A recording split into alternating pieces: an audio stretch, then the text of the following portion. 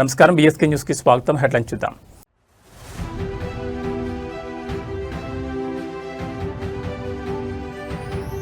మూడు కీలక బిల్లులపై లోక్సభలో సాయంత్రం ఓటింగ్. ఆమోదంపై సర్వత్రా నెలకొన్న ఉత్కంఠ.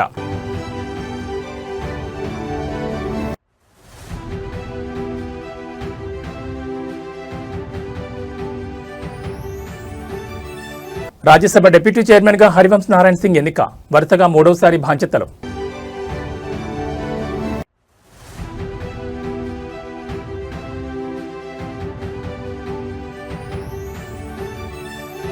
నేడు ఎన్టీఆర్ భవన్ కు సీఎం చంద్రబాబు. నూతన కమిటీలకు దిశానిర్దేశం.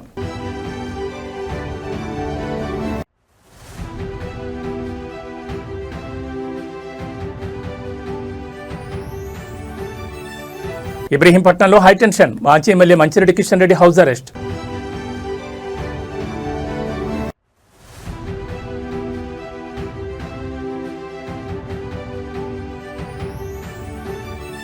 మేడిపల్లిలో బీఆర్ఎస్ సభ అడ్డుకింత. సవాళ్లు, అరెస్టులతో వేడెక్కిన రాజకీయం. ఇక డీటెయిల్స్ చూస్తే దేశ చరిత్రలో శుక్రవారం బిగ్ డేగా నిలవనుంది. పార్లమెంట్లో మహిళా రిజర్వేషన్ డీలిమిటేషన్ బిల్లుల ఆమోదంపై ఉన్న ఉత్కంఠకు ఇవాళ తెరపడనుంది.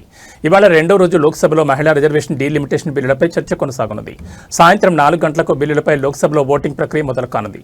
నారీ శక్తి పేరుతో కేంద్రం తీసుకొచ్చిన రాజ్యాంగ సవరణ బిల్లు నిజంగా మహిళల సాధికారత దిశగా అడుగుపడుతోందా లేదా అన్న ప్రశ్నలకు సమాధానం కొన్ని గంటల్లో తేలనుంది.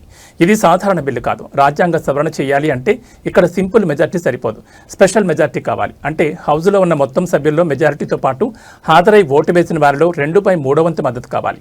లోక్సభ ఫుల్ స్ట్రెంగ్త్ 543, ప్రస్తుతం ఉన్న సభ్యులు 540. అందరూ హాజరైతే 360 ఓట్ల మద్దతు కావాలి. ప్రస్తుతం ఎన్డీఏ బలం 293, అంటే కనీసం 67 అదనపు ఓట్లు కావాలి. ఇక్కడే అసలు సమస్య. సాధారణ బిల్లుల విపక్షాన్ని పక్కన పెట్టి పాస్ చేయడం ఇక్కడ సాధ్యం కాదు. కానీ విపక్షాలన్నీ డీలిమిటేషన్ బిల్లును తీసుకొచ్చి కేంద్రం కుట్రగా పాల్పడిందని ఆరోపణ చేస్తున్నాయి. అందుకే ఎన్డీఏతర పార్టీలు ఎన్ని అధికార పక్షానికి మద్దతు ఇస్తాయన్నది ఇక్కడ కీలకం. కొన్ని పార్టీలు నేరుగా సపోర్ట్ ఇవ్వకపోయినా గైర్హాజరైతే 2/3 టార్గెట్ కూడా తగ్గుతుంది. మరోవైపు విపక్షం కూడా ఇదే లెక్కపై గేమ్ ప్లే చేస్తోంది. ఏ ఒక్క సభ్యుడు గైర్హాజరు కాకుండా కాంగ్రెస్ విప్ జారీ చేసింది. అలాగే ఇండి కూటమిలో కీలకమైన టీఎంసీ, ఎస్పీ, డీఎంకే లాంటి పార్టీలు బిల్లును పూర్తిగా వ్యతిరేకిస్తున్నాయి. ఒకవేళ ఈ పార్టీలను కొందరు క్రాస్ ఓటింగ్ చేసినా వెంటనే తెలిసిపోతుంది. అందుకే విపక్షాలు తమ సభ్యులను డేగ కళ్ళతో కనిపెట్టి చూస్తున్నాయి. మరోవైపు బిల్లును అందరం కలిసి తీసుకొద్దామని ప్రధాని మోడీ విపక్ష సభ్యులకు పిలుపునిచ్చారు. బిల్లు క్రెడిట్ తనకే వద్దన్నారు. ఒకవేళ బిల్లు పాస్ అయితే దేశవ్యాప్తంగా మహిళలకు ఇది పెద్ద పొలిటికల్ మైలురాయి. ఒకవేళ వాయిదా పడితే మళ్లీ ఎప్పుడొస్తుందో చెప్పలేం. ఎందుకంటే ఇది సింపుల్ బిల్లు కాదు, పొలిటికల్ కన్సెన్సస్ అవసరం ఉన్న బిల్లు. మొత్తానికి ఎవరి దగ్గర ఎంత బలం ఉందన్నది కాదు, ఎవరు ఎవరిని ఎలా హ్యాండిల్ చేస్తారో అన్నదే కీలకం. అందుకే శుక్రవారం సాయంత్రం 4 గంటలకు ఏమవుతుందన్న ఉత్కంఠ దేశవ్యాప్తంగా కనిపిస్తోంది.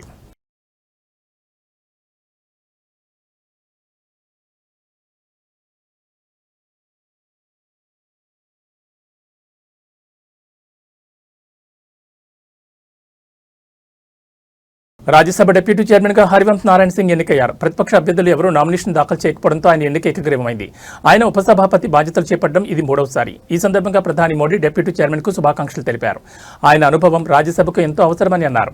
ఆయన అందరినీ కలుపుకుని వెళ్లాలని ఆశిస్తున్నట్లు పేర్కొన్నారు. హరివంశ్ నేతృత్వంలో సభ మరింత శక్తివంతమవుతుందని అన్నారు. రాజ్యసభలో కాంగ్రెస్ అధ్యక్షుడు మల్లికార్జున ఖర్గే కూడా నూతన ఉపసభాపతికి శుభాకాంక్షలు తెలిపారు. ఆయన ప్రతిపక్షానికి కూడా తగిన ప్రాధాన్యం ఇస్తారని ఆశిస్తున్నట్లు చెప్పారు.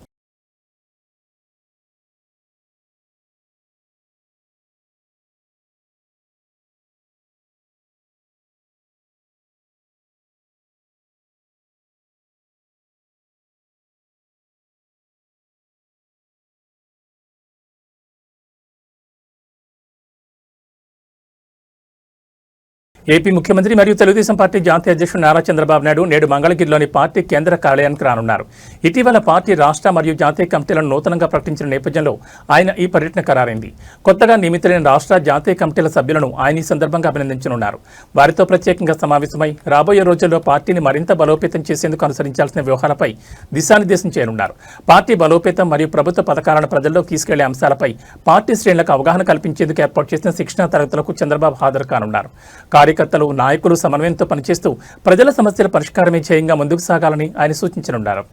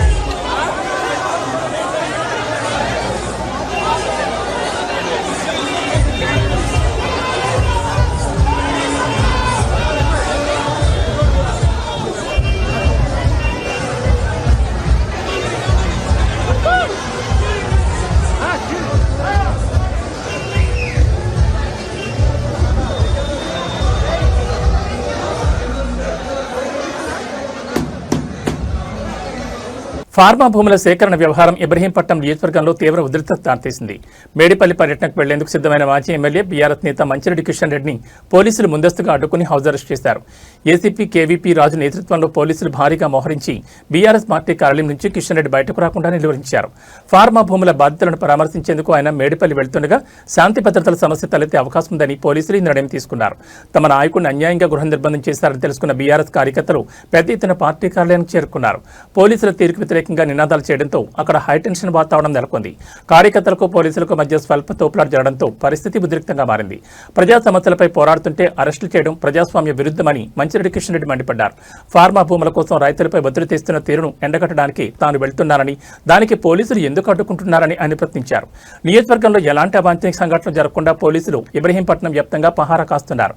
ప్రభుత్వం ఎన్ని అడ్డంకులు సృష్టించినా రైతుల పక్షాన తమ పోరాటం ఆగదని, ఫార్మా భూముల సేకరణపై వెనక్కి తగ్గే ప్రసక్తే లేదని మంచిరెడ్డి కిషన్ రెడ్డి ఈ సందర్భంగా స్పష్టం చేశారు.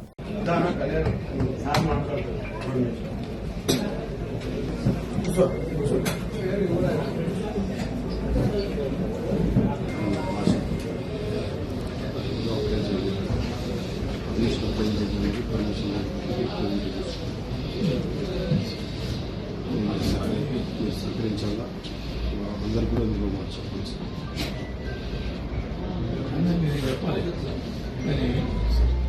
మీరు ఆయనకి ఏం చెప్తున్నారు చెప్పండి. మీరందరూ మీ డిపార్ట్మెంట్ వాళ్ళు కంట్రోల్ చేయాలంటే బోత్ సైడ్. మరి అది లేనప్పుడు వన్ సైడ్ ఏంటి, అది టోటల్ మెసేజ్లు పెట్టడం, వాళ్ళు పెట్టడం, ఇవి పెట్టడం, అన్నీ చేస్తున్నారు. వాళ్ళ మీద కేసు లెక్క చేయాలండి. వాళ్ళ మీద ఎక్కడ కేసు అయిందా ఒక్కటి ఎక్కడ మా మీద 7 ఇప్పటి వరకు 7 చేశారు. 7 కేసులు పెట్టి సోషల్ ఆ కేసు గురించి ఎంత అవుతుంది సార్ చెప్పాను, ఏం చేస్తాను చెప్పాను. What ever it is, but ఎంతవరకు కేసు పెట్టినంత మాత్రాన అది ఏం లేదు నాకు చెప్పాను. వాటిని ఫైనల్గా ఏం చేస్తామని కూడా చెప్పాను. ఇప్పుడు ఆల్రెడీ చాలా అవతల ఎప్పుడు ఒక్కటే సైడ్ 2 సైడ్లో ఉండాలి. వాళ్ళకు కూడా చేస్తే కంట్రోల్ అవుతుంది కదా మీకు మీ అడ్మినిస్ట్రేషన్ లో కొంచెం. రంగారెడ్డి జిల్లా ఇబ్రహీంపట్నం నియోజకవర్గంలో ఫార్మా భూముల వ్యవహారం తీవ్ర ఉధృతకు దారితీస్తోంది. అధికార కాంగ్రెస్ ప్రతిపక్ష బీఆర్ఎస్ పార్టీల మధ్య సవాళ్లు ప్రతి సవాళ్లతో రాజకీయ వాతావరణం వేడెక్కింది. ఫార్మా భూముల విషయంలో ఎమ్మెల్యే మల్రెడ్డి రంగారెడ్డికి మాజీ ఎమ్మెల్యే మంచిరెడ్డి కిషన్ రెడ్డి ఘాటు సవాల్ విసిరారు. భూముల సేకరణ, రైతులకు జరుగుతున్న అన్యాయంపై బహిరంగ చర్చకు రావాలని ఆయన డిమాండ్ చేశారు. అయితే ఈ చర్చను అడ్డుకోవడానికి మల్రెడ్డి రంగారెడ్డి పోలీసులను ప్రయోగించి బీఆర్ఎస్ నాయకులను ముందస్తు అరెస్టులు చేయిస్తున్నారని కిషన్ రెడ్డి మండిపడ్డారు. యాచారం మండలం నక్కత్త మేడిపల్లి గ్రామంలో ఫార్మా భూములపై బీఆర్ఎస్ ఆధ్వర్యంలో సభ నిర్వహించేందుకు ఏర్పాట్లు చేశారు. అయితే కాంగ్రెస్ నాయకులు అధికార బలంతో సభ కోసం వేసిన టెంట్లు, కుర్చీలను తొలగించారని బీఆర్ఎస్ శ్రేణులు ఆరోపిస్తున్నాయి. కాంగ్రెస్ నాయకులు బరితెగించి వ్యవహరిస్తున్నారని, ప్రజాస్వామ్యాన్ని ఖూనీ చేస్తున్నారని వారు ధ్వజమెత్తారు. కాంగ్రెస్ పార్టీ అధికార దుర్వినియోగానికి పాల్పడుతూ ప్రతిపక్షాల గొంతు నొక్కుతోందని మంచిరెడ్డి కిషన్ రెడ్డి విమర్శించారు. ఎన్ని అడ్డంకులు సృష్టించినా, ఎంతమందిని అరెస్ట్ చేసినా మేడిపల్లిలో సభ నిర్వహించి తీరతామని ఆయన స్పష్టం చేశారు. ఘర్షణ వాతావరణం నెలకొనడంతో యాచారం మండల వ్యాప్తంగా పోలీసులు భారీగా మోహరించారు. ఫార్మా భూముల సేకరణపై ప్రభుత్వ తీరును నిరసిస్తూ రైతుల పక్షాన పోరాటం కొనసాగిస్తామని మల్రెడ్డి రంగారెడ్డి తన అరాచకాలను ఆపుకోవాలని బీఆర్ఎస్ నేతలు హెచ్చరించారు. వీడియోలు తీసి గ్రూప్లలో పెట్టవచ్చు. మేము వచ్చి నిలబడితేనే ఇష్యూ అయిందా? మేము వచ్చి నిలబడగానే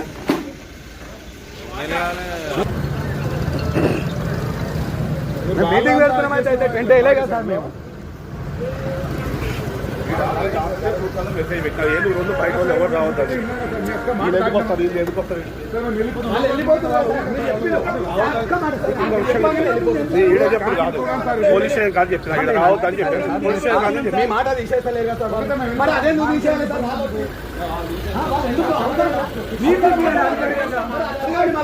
మీరు అడగలేదు సార్. అది జీపీకి దింకేమన్నా మీకేమవసరం? మీకేమవసరం అన్న వీడియోలు పెట్టి మీరు ఏమన్నా హైదరాబాద్ నగరంలోని ప్రముఖ విద్యా సంస్థ Hyderabad public school Ramanthapur branch వద్ద ఉద్రిక్తత చోటు చేసుకుంది. పాఠశాల యాజమాన్యం అడ్డగోలుగా పెంచిన ఫీజులను నిరసిస్తూ విద్యార్థుల తల్లిదండ్రులు భారీ ఎత్తున ఆందోళన చేపట్టారు. స్కూల్ గేట్ వద్దకు చేరుకున్న తల్లిదండ్రులు పెంచిన ఫీజులను వెంటనే తగ్గించాలని డిమాండ్ చేస్తూ నినాదాలు చేశారు. పాఠశాల ప్రిన్సిపల్ బయటకు వచ్చి తమకు సమాధానం చెప్పాలని డిమాండ్ చేస్తూ రోడ్డుపైనే బైఠాయించారు. దీంతో రామాంతపూర్ ప్రధాన రహదారిపై భారీగా వాహనాలు నిలిచిపోయి ట్రాఫిక్ అంతరాయం కలిగింది. సమాచారం అందుకున్న పోలీసులు అక్కడికి చేరుకుని ఆందోళనకారులను అడ్డుకున్నారు. రోడ్డుపై బైఠాయించిన తల్లిదండ్రులను చెదరగొట్టే ప్రయత్నం చేయడంతో పోలీసులకు తల్లిదండ్రులకు మధ్య తోపులాట జరిగింది. విద్యా సంస్థలు కేవలం లాభార్జన ధ్యేయంగా ఫీజులు పెంచడం వల్ల సామాన్య మధ్యతరగతి కుటుంబాలపై తీవ్ర భారం పడుతోందని ఈ సందర్భంగా తల్లిదండ్రులు ఆవేదన వ్యక్తం చేశారు.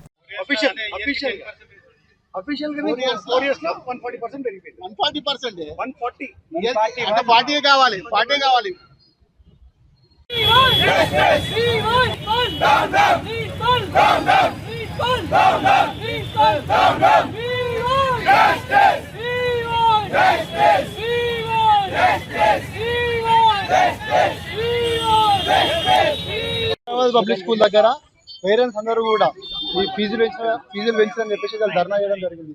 ప్రిన్సిపల్ నరసింహారెడ్డికి అంటే ఎంత అహంకారం అంటే లక్షలు ఇక్కడ ఫీజు కడుతున్నా కూడా పేరెంట్స్ దాదాపు 3 గంటల నుండి ఇక్కడ ధర్నా చేస్తుంటే కూడా కనీసం నీ బాధ ఏందని కూడా వాళ్ళు అడగకుండా లోపల ఏసీ వేసుకొని ఛాంబర్లో కూర్చొని సెక్యూరిటీని బయటకు తోశాన్ని పంపిస్తున్నాడు. ఇవాళ అంటే ఎంత దారుణమైన పరిస్థితి. ఇవాళ 141% అంటే దాదాపు 1 లక్ష ఫీజు 2 లక్షలన్నరకు పోతుంది అన్న. ఇలా పిల్లలందరూ కూడా చదువుకోవాలి. ఇక్కడ పోనీ ప్రాపర్ ఎడ్యుకేషన్ ఉందా, క్వాలిటీ ఎడ్యుకేషన్ ఇస్తలేడు అసలు నరసింహారెడ్డి గారు. ఇమీడియట్ గా ఫుడ్ ప్రాపర్ లేదు, మెడికల్ సర్వీసెస్ ఉన్నాయంటే అది కూడా ప్రాపర్గా లేదు. పోనీ పేరెంట్స్ కమిటీ ఉందా అంటే పేరెంట్స్ కమిటీ కూడా లేదు. దాదాపు 1 ఇయర్ నుండి వీళ్ళకి కోర్ కమిటీతో చర్చ జరుగుతుంది. 10% పెంచుతామని చెప్పి మాట ఇచ్చినాడు. ఇవాళ 141% సడన్ గా వాళ్ళ సొంత నిర్ణయం తీసుకొని వీళ్ళ పేరెంట్స్ అందరూ కూడా భారం చేస్తున్నారు పేరెంట్స్ మీద. కాబట్టి ఇమీడియట్ గా మేము బీఆర్ఎస్పీ తరఫు నుంచి పేరెంట్స్ కి అండగా ఉంటాము. ఈ నరసింహారెడ్డిని తొలగించాలని చెప్పి డిమాండ్ చేస్తాము. ఈ 141% ఇమీడియట్ ఫీజు వెనకకి తీసుకొని 10% వాళ్ళ ఏదైతే కమిట్మెంట్ ఉందో అది చేయాలా. అలానే పేరెంట్స్ కమిటీ మీటింగ్ ఇమీడియట్ గా పెట్టి పేరెంట్స్ కమిటీని కూడా ఎన్నుకొని వాళ్ళిద్దరితో చర్చలు జరుపుకొని వీళ్ళకి పెట్టాలని కూడా బీఆర్ఎస్ డిమాండ్ చేస్తుంది. కేంద్రంలోని బీజేపీ ప్రభుత్వంపై సిపిఐ జాతీయ కార్యదర్శి కె నారాయణ తనదైన శైలిలో విమర్శలు గుప్పించారు. మహిళా రిజర్వేషన్ బిల్లు అమలు తీరును వివరిస్తూ బీజేపీ అనుసరిస్తున్న విధానాలను ఆయన తీవ్రంగా ఖండించారు. మహిళా రిజర్వేషన్ బిల్లును అడ్డం పెట్టుకుని బీజేపీ రాజకీయంగా బ్లాక్మెయిల్ చేస్తోందని నారాయణ ఆరోపించారు. బిల్లు ఆమోదం పొందినా దాని అమలును డీలిమిటేషన్ మరియు జనాభా గణనతో ముడిపెట్టడం మహిళా లోకాన్ని వంచడమేనని ఆయన మండిపడ్డారు. ఇది మహిళలకు మేలు చేసే ప్రయత్నం కాదని, కేవలం ఎన్నికల గారడి అని విమర్శించారు. బీజేపీ తీరును వివరిస్తూ నారాయణ ఒక ఆసక్తికరమైన పోలికను వాడారు. బీజేపీ నాయకులు పాయసం ఇస్తూనే అందులో విసగొలుకలిస్తున్నారు. ఇప్పుడు ఆ రెండింటిని కలిపి తాగమనే పద్ధతిలో వారు వ్యవహరిస్తున్నారంటూ ఎద్దేవా చేశారు. మహిళలకు రిజర్వేషన్లు ఇస్తున్నట్లు కనిపిస్తూనే డీలిమిటేషన్ వంటి నిబంధనలతో ఆ ఫలాలను అందకుండా చేస్తున్నారని ఆయన వివరించారు. నీతిలో కూడా ఒక నీతి ఉంటుంది. అలాంటి నీతి ఏమీ లేకుండా పోయిన మోడీ గవర్నమెంట్కి మహిళా రిజర్వేషన్ బిల్ అనేది న్యాయబద్ధమైంది. ఎప్పటి నుంచి పెండింగ్లో ఉంది. గీతా ముఖర్జీ గారు రాసినటువంటి రిపోర్ట్ ఆమోదించండి రాజ్యసభలో, లోక్సభలో ఆమోదించాలి. దాన్ని ఆమోదించడానికి దాని మధ్యలో ఒక రిజర్వేషన్ బిల్లు, డీలిమిటేషన్ బిల్లు తీసుకొచ్చి పెడతా ఉన్నారు. అంటే పాయసం ఇస్తూనే విషగుళ్ళు జోడించి రెండూ కలిపి తాగండి అని చెప్పేసి అనే పద్ధతుల్లో మహిళా రిజర్వేషన్ బిల్లుని తీసుకెళ్ళి డీలిమిటేషన్లో పెట్టి రెండు ఆమోదించమని చెప్పండి. ఆమోదించకపోతే మహిళా వ్యతిరేక బిల్లుని బ్లాక్మెయిల్ చేస్తారు. మహిళా అడ్డం బ్లాక్మెయిల్ చేస్తాను దొరికేది ఈ బీజేపీ ప్రభుత్వం కనిపిస్తూ ఉంది. మీరు దాన్ని విడి చేయండి. ఈ డీలిమిటేషన్ అయితే ఫెడరల్ సిస్టమ్. అది భారతదేశం మొత్తం సమైక్యంగా ఉండాలన్నా లేదా భవిష్యత్తులో ఉత్తర దేశం దక్షిణ దేశం మారిపోవాలన్నా అది వేరు చర్చిద్దాం. కానీ మహిళా బిల్లుకు దాన్ని లింక్ పెట్టకుండా మహిళా బిల్లునే దాన్ని ప్రవేశపెట్టి ఆమోదింపజేయండి. ఆ తర్వాత డీలిమిటేషన్ చర్చించుకోవచ్చు. లేకపోతే ఇది యుద్ధ నీతి కాదు. మహిళలు అడ్డం పెట్టుకుని బ్లాక్ మెయిల్ చేయడం ఇంకోటి కానే కాదు. రాజన్న సిరిసిల్ల జిల్లాలోని ఇల్లంతకుంట మండలం వల్లంపట్ల గ్రామంలో ఉద్రిక్తత చోటు చేసుకుంది. ప్రభుత్వ పాఠశాల భవనాలను సొంత ఖర్చుతో నిర్మించి పెండింగ్ బిల్లుల కోసం నిరసన తెలిపిన మాజీ సర్పంచ్ దంపతులను పోలీసులు అరెస్ట్ చేయడం స్థానికంగా చర్చనీయాంశమైంది. వల్లంపట్ల గ్రామానికి చెందిన మాజీ సర్పంచ్ కేతిరెడ్డి అనసూయ తన పదవీ కాలంలో గ్రామాభివృద్ధిపై మక్కువతో సుమారు 22 లక్షల సొంత నిధులను వెచ్చించి జెడ్పీహెచ్ఎస్, ఎంపీపీఎస్ పాఠశాల భవనాలు నిర్మించారు. ఇందుకోసం ఆమె భారీగా అప్పులు చేసినట్లు సమాచారం. అయితే భవన నిర్మాణం పూర్తయి ఏడాది గడుస్తున్నా ప్రభుత్వం నుంచి రావాల్సిన బిల్లులు మాత్రం మంజూరు కాలేదు. తమకు రావాల్సిన నిధుల కోసం గత ఏడాది కాలంగా అధికారుల చుట్టూ తిరుగుతున్నా ఫలితం లేకపోవడంతో విసిగిపోయిన అనసూయ దంపతులు నిరసనకు దిగారు. తాము కట్టించిన పాఠశాల భవనానికి తాళం వేసి న్యాయం చేయాలంటూ ఆందోళన చేపట్టారు. అప్పుల బాధ భరించలేకపోతున్నామని, ప్రభుత్వం తక్షణమే స్పందించాలని వారు డిమాండ్ చేశారు. మాజీ సర్పంచ్ నిరసనతో సమాచారం అందుకున్న పోలీసులు అక్కడికి చేరుకున్నారు. శాంతి భద్రతల పేరుతో నిరసనను భగ్నం చేసి అనసూయ దంపతులను అదుపులోకి తీసుకుని స్టేషన్కు తరలించారు. సొంత డబ్బులతో ప్రభుత్వం ఆస్తులు సృష్టించిన బిల్లులు రాకపోవడంతో సర్పంచ్ కుటుంబం ఆర్థిక ఇబ్బందుల్లో కూరుకుపోయింది. అభివృద్ధి పనులు చేసిన వారిని ప్రోత్సహించాల్సింది పోయి నిరసన తెలిపితే అరెస్ట్ చేయడంపై గ్రామస్తులు మండిపడుతున్నారు. పాఠశాలకు తాళం వేయడంతో విద్యార్థులు చదువుకు ఆటంకం కలగకుండా చూడాలని విద్యాశాఖ అధికారులపై ఒత్తిడి పెరుగుతోంది. మేము అభివృద్ధి చేస్తే ప్రభుత్వం మమ్మల్ని జైలుకు పంపుతుందా అని మాజీ సర్పంచ్ దంపతులు ఆవేదన వ్యక్తం చేశారు. ఈ ఘటనపై విపక్షాలు కూడా ప్రభుత్వంపై విమర్శలు గుప్పిస్తున్నాయి.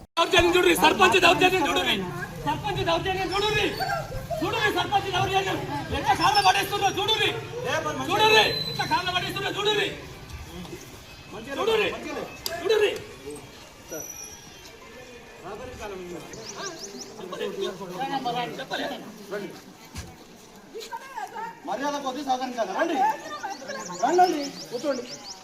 సహకరించాలి. మీరు అలా గుంజుతా ఉంటారు ఎందుకు? పనిచేసింది అందుకేనా? ఊరి కొరకు మేము ఊరికి 50 లక్షలు ఖర్చు పెట్టి మేము పనిచేసింది అందుకేనా?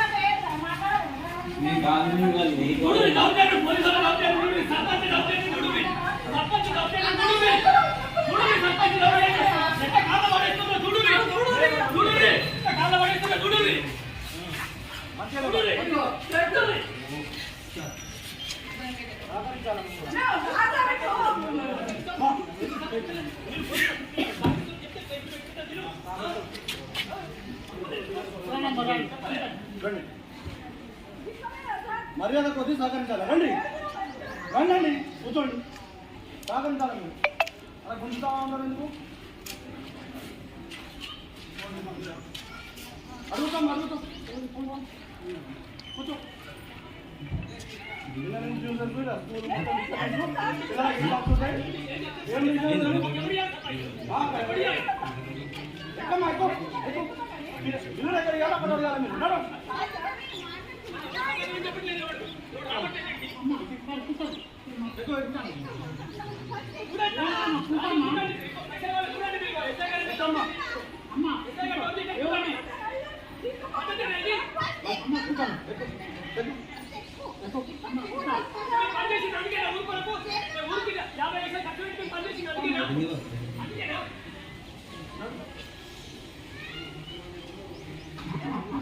పార్వతీపురం మన్యం జిల్లాలో ఏనుగుల సంచారం మరోసారి స్థానిక ప్రజలను వణికిస్తోంది. పార్వతీపురం మండలం అడ్డాపుసేల పరిసర ప్రాంతాల్లో భారీ ఏనుగుల గుంపు ప్రత్యక్షం కావడంతో గ్రామస్తులు భయాందోళనకు గురవుతున్నారు. గత కొంతకాలంగా అటవీ ప్రాంతానికి పరిమితమైన ఈ ఏనుగులు ఆహారం కోసం వెతుకుతూ జనారణ్యంలోకి చొచ్చుకొచ్చాయి. అడ్డాపుసేల పరిసరాల్లోని పంట పొలాల్లోకి ప్రవేశించిన గజరాజులు వరి, అరటి వంటి పంటలను తొక్కి ధ్వంసం చేశాయి. కళ్ల ముందే చేతికొచ్చిన పంట నాశనమవుతుండటంతో రైతులు కన్నీరు మున్నీరవుతున్నారు. ఏనుగుల గుంపు దాడిలో భారీగా ఆస్తి నష్టం సంభవించినట్లు సమాచారం. ఏనుగులు గ్రామాలకు సమీపంలోనే సంచరిస్తుండటంతో అడ్డాపుసేల మరియు సమీప గ్రామ ప్రజలు బయటకు రావాలంటేనే హడలిపోతున్నారు. ముఖ్యంగా రాత్రి వేళలో ఏనుగులు ఎటువైపు నుంచి వస్తాయోనని టార్చ్ లైట్లతో పహారా కాస్తున్నారు. పొలాల వద్దకు వెళ్లొద్దని అధికారులు హెచ్చరికలు జారీ చేశారు. భాగ్యనగరంలో మరోసారి మత్తు పదార్థాల ముఠా కుట్టురట్టయింది. కొండాపూర్ పరిధిలో డ్రగ్స్ విక్రయిస్తున్న ఇద్దరు వ్యక్తులను ఎక్సైజ్ ఎస్టీఎఫ్ పోలీసులు పక్కా సమాచారంతో అదుపులోకి తీసుకున్నారు. వికాస్ మరియు భరత్ చౌదరి అనే ఇద్దరు వ్యక్తులు ఇంటీరియర్ డిజైనింగ్ వృత్తిని ముసుగ్గా వాడుకుంటూ డ్రగ్స్ వ్యాపారం సాగిస్తున్నారు. వీరు విజయవాడకు చెందిన మురళి అనే వ్యక్తి నుంచి ఎండిఎంఏ సేకరిస్తున్నారు. విలాసవంతమైన కార్లలో తిరుగుతూ ఎవరికీ అనుమానం రాకుండా అవసరమైన వారికి గ్రాము 5,000 రూపాయల చొప్పున విక్రయిస్తున్నారు. కొండాపూర్లోని మాధవ హిల్ స్టేట్ వద్ద డ్రగ్స్ విక్రయించేందుకు ప్రయత్నిస్తుండగా ఎక్సైజ్ ఎస్టీఎఫ్ పోలీసులు వీరిని రెడ్ హ్యాండెడ్గా పట్టుకున్నారు. పట్టుకున్నారు. నిందితుల వద్ద నుంచి 6.09 గ్రాముల MDMA డ్రగ్స్ ను స్వాధీనం చేసుకున్నారు. డ్రగ్స్ విక్రయిస్తున్న వికాస్ భరత్ చౌదరితో పాటు వీరికి డ్రగ్స్ సరఫరా చేస్తున్న మురళిపై కూడా పోలీసులు కేసు నమోదు చేశారు. ఈ ముఠా వెనుక ఇంకా ఎవరెవరున్నారు, వీరు ఎవరెవరికి డ్రగ్స్ విక్రయించారు అనే కోణంలో పోలీసులు విచారణను వేగవంతం చేశారు. నగరంలో డ్రగ్స్ సంస్కృతిని నిర్మూలించేందుకు కఠిన చర్యలు తీసుకుంటామని, విక్రయించినా లేదా కొనుగోలు చేసినా కఠిన శిక్షలు తప్పవని అధికారులు హెచ్చరించారు.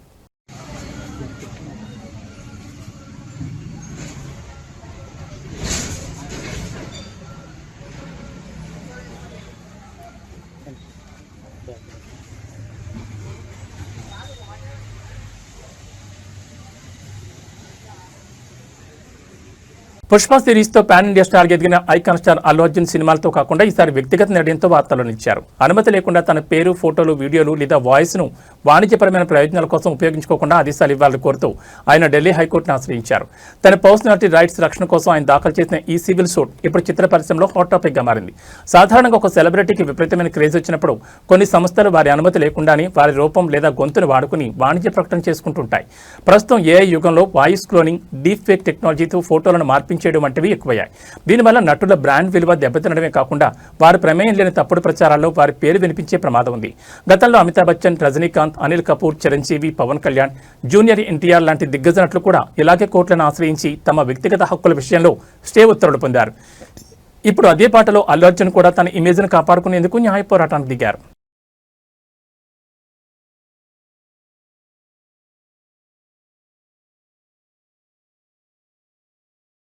ఇరాన్పై అమెరికా జరిపిన దాడుల అనంతరం అధ్యక్షుడు డొనాల్డ్ ట్రంప్ సంచలన వ్యాఖ్యలు చేశారు. ఇరాన్ ఒక అద్భుతమైన మరియు అందమైన దేశమని అభివర్ణిస్తూనే అక్కడ జరుగుతున్న అణ్వాయుధ ప్రయత్నాల వల్ల దాడులు చేయక తప్పలేదని ఆయన స్పష్టం చేశారు.